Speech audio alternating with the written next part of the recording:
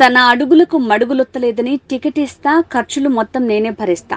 నా పార్టీ తరపున పోటీ చేయాలని ఒత్తిడి తెచ్చినా నేను పోటీ చేయకపోవడంతో జగన్మోహన్ రెడ్డి అనే సైకో తన సొంత పేపర్ సాక్షిలో ప్రతిరోజు నాపై ఏదో ఒక తప్పుడు కథనం రాయిస్తున్నారు. ఈరోజు ఇంకో అడుగు ముందుకు వేసి నాపై అనేక అవినీతి అక్రమాలు చేశారంటూ అసత్య కథనాలు వండివారుస్తున్నారంటూ తోలుకొడు గ్రామంలో ఎన్నికల ప్రచారంలో సాక్షి దినపత్రిక రాస్తున్న తప్పుడు కథనాలపై విరుచుకుపడ్డ మైలవరం ఎన్డీఏ కూటమి అభ్యర్థి వసంత కృష్ణ ప్రసాద్ గారు. మరి సిగ్గు సరవలేని సాక్షి పత్రిక నేను అడుగుతా ఉన్నా, మరి మొన్నటిదాకా ఇప్పుడు దాకా అధికారం వెలగబెడుతుంది మీరే.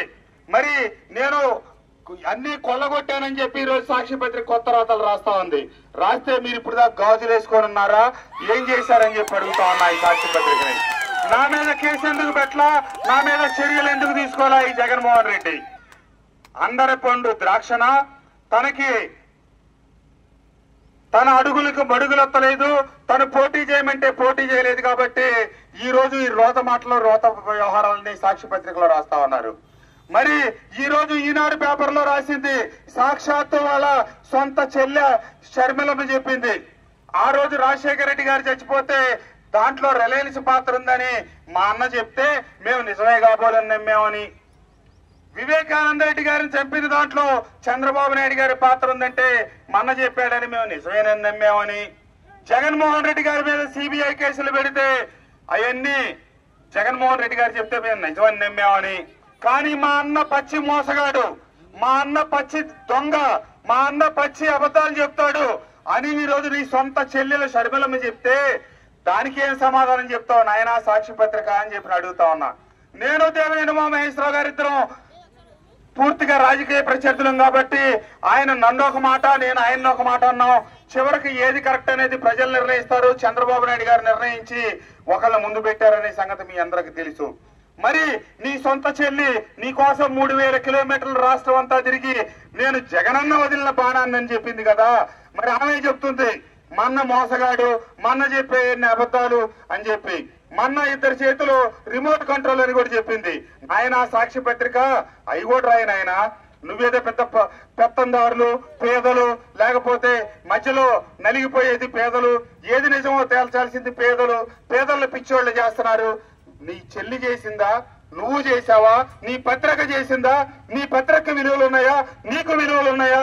నువ్వు ప్రజాస్వామ్యానికి దేవాలయం లాంటి అసెంబ్లీలో మాట తప్పను మడమ తిప్పను అని చెప్పే నువ్వు సాక్షాత్తు అసెంబ్లీ సాక్షిగా నేను భగవద్గీత, ఖురాను, బైబిలు అని చెప్పే జగన్మోహన్ రెడ్డి గారు మరి అసెంబ్లీలో 3 రాజధానులు కాదు అమరావతి ఎక్కడ ఉంటుందని చెప్పి ఎన్నికలకు ముందు, ఎన్నికలు అయిపోయిన తర్వాత 3 రాజధానులని నాటకం ఎట్లా ఆడుతా ఉన్నారు.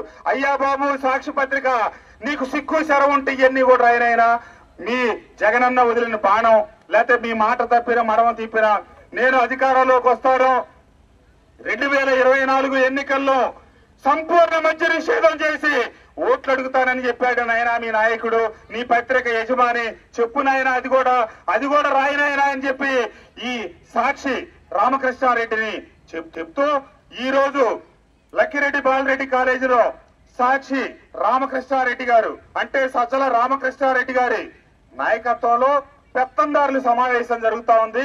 కృష్ణప్రసాద్ ని ఎట్లా ఓడగొట్టాలి, కృష్ణప్రసాద్ ని ఓడగొట్టడానికి మైలవరం నియోజకవర్గాన్ని పంపించిన కోట్లాది డబ్బులు ఎలా పంపిణీ చేయాలి, మన కడప కర్నూలు నుంచి లుంగి బ్యాచ్ వచ్చారు ఇక్కడికి, బ్లేడ్ బ్యాచ్, వాళ్ళందరితో డబ్బులు ఎలా పంపిణీ చేయాలి, మైలవరం నియోజకవర్గ వ్యాప్తంగా ఉన్నటువంటి వైఎస్ఆర్ కాంగ్రెస్ పార్టీ శ్రేణులకు కనుక డబ్బులు ఇస్తే కాజేస్తారు, వాళ్ళకి ముందప్ప చెప్తే కాజేస్తారు, ఓటర్ లిస్టులు వెరిఫై చేయమంటే చెయ్యరు, వాళ్ళంతా దొంగలు, వాళ్ళంతా అసమర్థులు, వాళ్ళు పనికిరాని వాళ్ళు అని చెప్పి ఈ పెత్తందారులు అక్కడ కూర్చొని ఎక్స్ట్రా డబ్బులు పంపిణీ చేయాలి, కృష్ణప్రసాద్ ని ఓడగొట్టాలంటే ఓటుకి 5,000 రూపాయలు ఇవ్వాలని 100 కోట్ల రూపాయలు ఇక్కడ డబ్బులు పెట్టారు. ఇదే కృష్ణప్రసాద్ మీద ఈ కక్ష కార్పణ్యం ఎందుకంటే కృష్ణప్రసాద్ మైలవరం నియోజకవర్గ అభివృద్ధికి డబ్బులు అడిగాడు, కృష్ణప్రసాద్ చిత్తలపూడి అడిగాడు, కృష్ణప్రసాద్ అమరావతి అడిగాడు, కృష్ణప్రసాద్ మనకి ఎదురు తిరిగాడు. కాబట్టి సామాన్యుడనకు ముసిగేసి వెనక పెత్తందారులను దూరి ప్రశ్నించవాడిని, పందంటే పంది, నందంటే నంది అనేవాడిని మేము దగ్గర పెట్టుకుంటే చాలు, మా దగ్గర డబ్బులున్నాయి, అక్రమ ఇసుక డబ్బు ఉంది, అక్రమ మద్యం డబ్బు ఉంది. కాబట్టి మేము చెప్పిందే నిజం, మా పత్రికల్లో రాసే రాతలే నిజం అని చెప్పి జనం అంతా భ్రమపడి నమ్ముతారని చెప్పి అనుకుంటా ఉన్నారు. డబ్బులు వెదజల్లి గెలవాలనుకుంటున్నారు. డబ్బంతా మీదే, డబ్బంతా ప్రజలదే. ఉచిత ఇసుక ఒకనాడు ఇస్తే డబ్బుతో ఇచ్చిన ఇసుక, ఆ డబ్బుతో ఇసుక తీసుకున్న డబ్బే మీ డబ్బే. కాబట్టి బంగారాలాగా డబ్బు తీసుకోండి. డబ్బు కోసం వెనక ముందు ఆడొద్దు.